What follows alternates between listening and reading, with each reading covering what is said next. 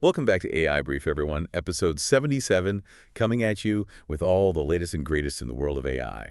I'm Ameen, and with me as always is Lia, our AI expert. It's a wild world out there, and today's deep dive really shows just how fast things are moving. Right, we've got Foxconn, the people who make iPhones suddenly deciding to jump into the AI world with their own model, and then there's this Chinese AI agent called Manus that's causing a real stir. We'll cover all that, plus we'll look at how AI might be able to predict dementia years before doctors can, and how the demand for AI expertise is changing jobs in some really unexpected ways. So let's start with Foxconn. I was honestly shocked when I read they developed an advanced AI model themselves in just 4 weeks.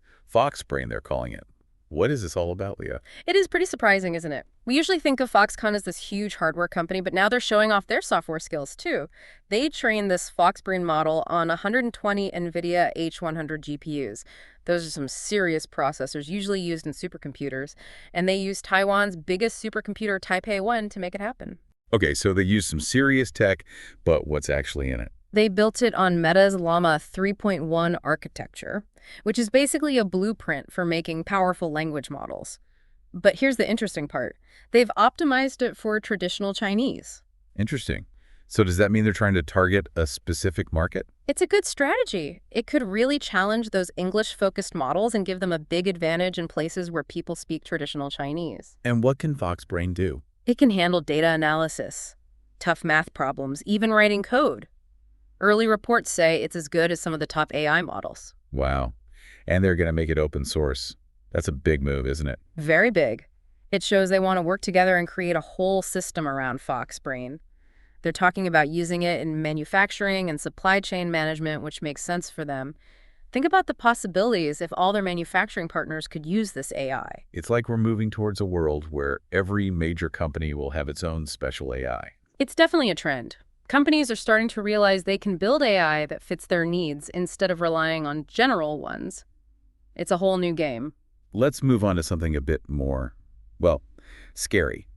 OpenAI's research on AI cheating is pretty unsettling. It is. But to be clear, it's not about the AI being evil. It's more about these models finding ways to beat the system. So they're actually thinking about how to cheat. Seems like it. OpenAI researchers have seen these models in their internal thoughts actually thinking about avoiding tests or straight up hacking the tasks they're given. So how do they try to cheat? Let's say it's a coding test. Researchers have caught these models changing the test files themselves, giving answers they know are right, or even using commands to get out of being tested. It's like a student trying to trick the teacher. Smart, but in a bad way.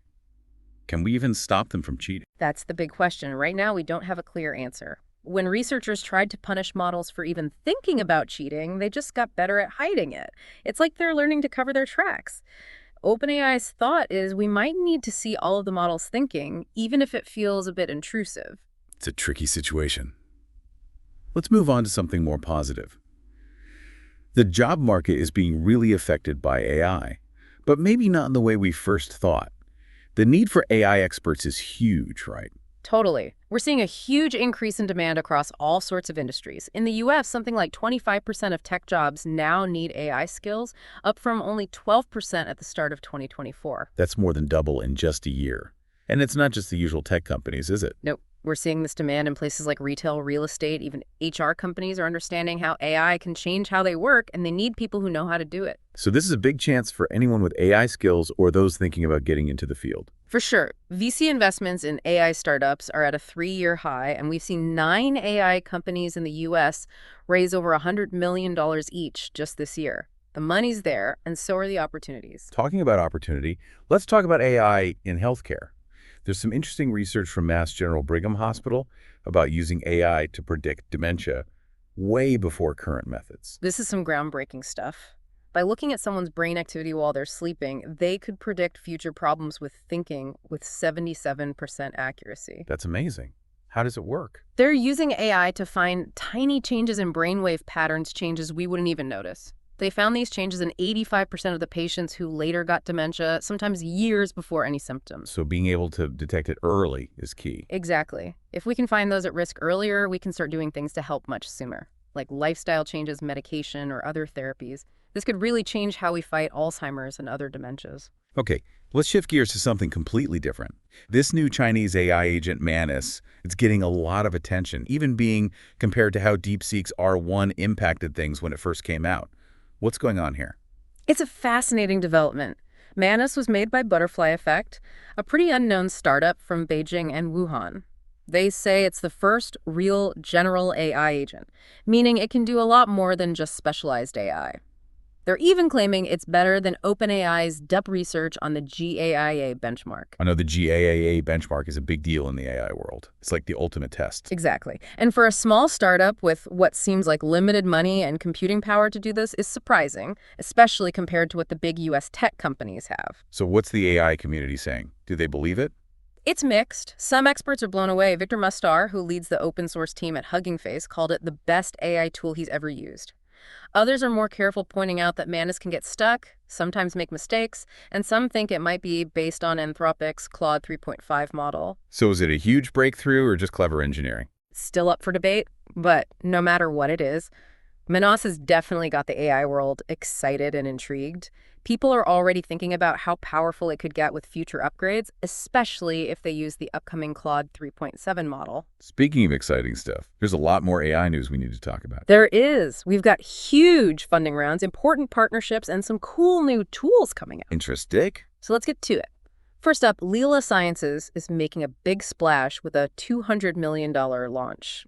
What's their deal? They want to create superintelligence for science experiments.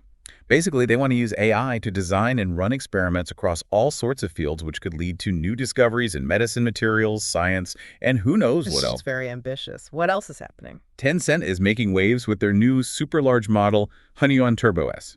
They say it's even better than some of the big names out there, GPT-4o, DeepSeek V3, even some open source ones when it comes to math and reasoning. Tencent's really getting serious about AI. And talking about big players, OpenAI has made a huge deal with CoreWeave for AI infrastructure. We're talking $11.9 billion over 5 years. It just goes to show how much computing power you need to train these really complex AI models. This deal gives OpenAI access to CoreWeave's special cloud computing, which means they can keep pushing the boundaries of AI. So they're making sure they stay on top of the AI world. Exactly. Yeah. Now, there's also good news for anyone working with speech recognition. 11 Labs has made their Scribe speech-to-text model a lot cheaper so more people can use it. That's always good. And it looks like Cohere is trying to get more people in South Korea to use AI. Yep. They've teamed up with LG CNS to make Korean language AI models, which is a huge step for AI being used more widely in a place known for its tech. Having more languages supported is key to making AI truly global. Now, this next one is big. The giant enterprise software company ServiceNow is buying the conversational AI startup Moveworks for a whopping $2.85 billion. It's one of the biggest AI acquisitions this year, which shows how important conversational AI is becoming in the business world. And it seems Sony wants to make gaming even better with AI. They've shown a prototype for an AI-powered video game character for their popular Horizon Forbidden West game. This AI character is supposed to have real-time conversations with players, which creates a more immersive and interactive world. Could this be a new era for gaming? It definitely could change how we play games and interact with characters. Talking about change, there's news that Apple's big AI-powered smart hub might be delayed. It seems the problem is with making Siri smarter and more personalized, which is a big part of how the hub is supposed to work. Making advanced AI takes time, especially when you're trying to make it really easy and natural to use. And sometimes you have to change plans because of those challenges. Now, in a surprising turn, the U.S. Department of Justice is no longer focused on Google's AI investments. I thought they were worried about monopolies. They were, but now they're focused on Google's Chrome browser. They're really pushing Google to sell it, saying it gives them an unfair advantage with online ads. So the fight over tech dominance is moving to a different area. And on a lighter note, it looks like fashion and tech are coming together in a cool way. Meta and Ray-Ban have worked with the luxury brand Coperni to release a limited edition see-through version of their Wayfarer smart glasses. They're definitely making wearable tech look better. And for people who care about privacy, DuckDuckGo is making their AI search tool even better. That's right. Now, it can get info from more than just Wikipedia, and users can control how often they see AI-powered answers. It's good to see companies focusing on giving users control and privacy, especially with AI. Absolutely. Now let's look at some funding highlights. CoreWeave, the company we mentioned before with OpenAI, has apparently signed a massive deal to provide OpenAI with cloud computing for the next 5 years. That's the $11.9 billion deal, right? Yep. And it seems Anysphere, the company behind the popular AI coding tool, Cursor, is about to raise hundreds of millions of dollars in a new funding round. AI coding tools are really popular right now. They are. And we've also got Workalix, a company that helps make the most of AI investments. They just raised $15 million. It's interesting to see investment not just in making AI, but also in making sure it's used well. For sure. And to round out the funding news, Patlytics, a company with an AI-powered patent platform, just got $14 million. Looks like there's a lot of money going into the AI world. No doubt. The excitement is real. And talking about exciting developments, let's check out some trending AI tools that are making a big impact. These are tools our listeners can actually use right now. What's first? Well, if you're always in meetings, Fathom AI is amazing. It's like your own personal AI note taker. It records, transcribes, and even summarizes your meetings so you can focus on what's being said. I could definitely use that. What else is out there? GPT 4.5 is getting a lot of attention because it's even better at natural conversations and even shows some emotional intelligence. So this is the next step for GPT. Exactly. It's meant to be more engaging and responsive in conversations, and it's even showing signs of understanding and responding to emotions. That's pretty impressive. What else is popular? Prof AI is great for teams who want to learn new skills. It's a personalized AI coach that helps teams learn new tools, improve their skills, and even get AI certifications. Very cool. What about people who need help remembering all their work and ideas? Pieces is great for that. It's like a memory bank. It saves, organizes, and helps you find old work details, so you can easily go back to where you left off on a project or remember that great idea you had weeks ago. Sounds like it could prevent a lot of frustration. What about tools to help people communicate and give feedback at work? Teamable is made for just that. It helps teams talk to each other better and gives tools for giving and receiving better feedback. Definitely a useful tool for any team. Now, for those working with video, Luma Labs has released Ray 2 Flash, which they say is 3 times faster and cheaper than other video models. It's a big improvement that could make video processing faster and available to more people. And for the writers out there, Muse is an AI model made just for writing fiction. It can help you come up with ideas, get over writer's block, and add new things to your stories. Sounds like a great tool for any novelist or screenwriter. What about AI that can work with different kinds of media? Hydra's Character 3 is a video AI that can understand images, text, and audio. It's a sophisticated tool for analyzing and making sense of multimedia. Very cool. And it's good to see more privacy-focused AI tools. DuckDuckGo has released Duck AI, which is a free and private way to chat with AI. It's great for people who want to try AI chatbots without worrying about their privacy. And if you like journaling, my audio journal uses AI to record, transcribe, and analyze what you say in your audio journal. That's a really interesting way to use AI. And Synthesia is making it super easy to make professional-looking videos. They're using AI to make studio-quality videos with AI avatars and voiceovers in over 120 languages. It's great for anyone who needs to make engaging videos quickly and easily. So they're basically making video creation accessible to everyone. Exactly. And if you want to make podcasts, audiobooks, or translate your audio for people around the world, you should check out Wondercraft. Lots of possibilities there. There are. And lastly, for anyone who works with data, Flatfile is a smart API platform that makes it easier to import and share data from files, which helps manage and analyze big data sets. Almost have for any data scientist or analyst.